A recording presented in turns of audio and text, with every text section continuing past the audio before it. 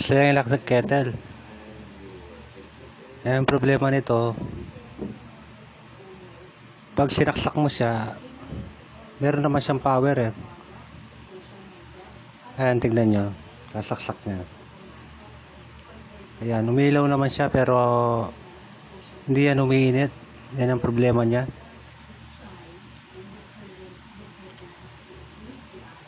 Ito, susubukan lang natin gawin to kung kakayanin pa kasi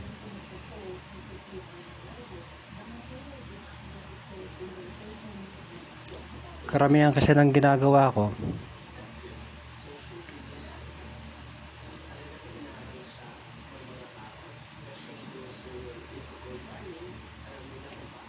ang nasisira lagi din yung ano lang, yung pinaka contact niya dyan sa mismong patungan niya.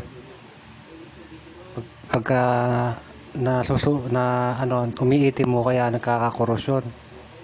Yan ang lagi sira niyan. Pero ngayon, meron siyang meron siyang ilaw. Meron siyang power, gumagana naman yung switch. Yan, duda ako diyan, baka sira na yung yung kayang heater. Kung di naman, sana kung may nawawalan lang siya ng contact. Kaya nga, subukan pa rin natin gawin to. Bubuksan natin to at saka natin tignan kung ano bang pwede natin gawin dyan. Bubuksan na natin para makita na natin yung kung anong meron sa loob. Para makita nyo na rin kung anong mga laman niya sa loob.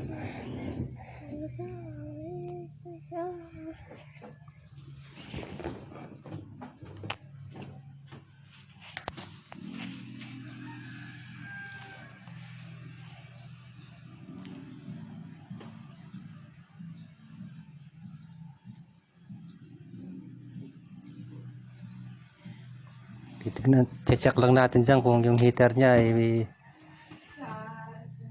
kung sira na ba o tignan lang natin kung anong solusyon pa yan. Pero ako, malaki na yung duda ko na heater na sira niya. Kasi may power siya, may ilaw. Ibig sabihin, kumpleto yung kanyang mga contact. Wala siyang lost connection. Ayan na siya. Bali na nakalas ko na yung niya, yung heating element siya. Ayan. Yung dalawa na yan yung pinaka contact ng heating. Diyan din tayo magte-test point. Kailangan dyan magkaka-reading yan.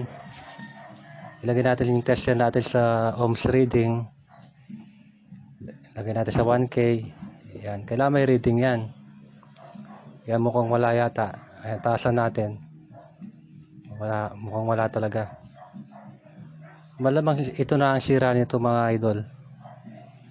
Walang duda, ito na ang sira nito.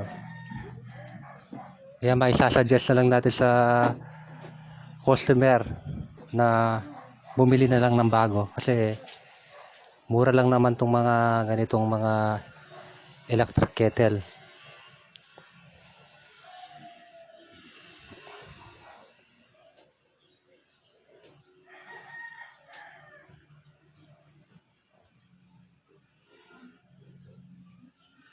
Wala talaga mga idol.